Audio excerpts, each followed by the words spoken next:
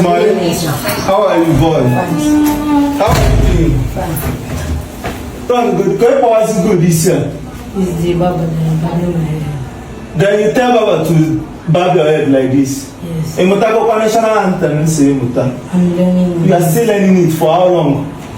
And 1.5 million naira in jail. You have 10 years imprisonment too. You don't hear today's news, so you didn't hear today's news.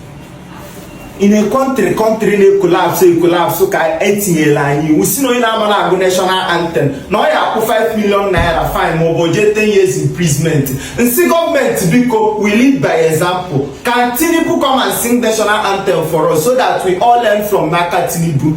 In a water, in a country book up a busia in yago, imam wetolo, in a country in age in Kuzubo, in a country in age police office ubo, can they change line national anthem? Okay, for that Nigerian don't have any future for their citizens. I'm just telling you it is the way it is. If you're not and you put me right, an intelligent man and wise man can never be a president of Nigeria. Unless Mandoche wepo aka n'obodo because I don't know can you select for fuel for fuel with dollar without our home currency. Ndai see fuel as in our fuel eje obodo ibo refine ya put ya back.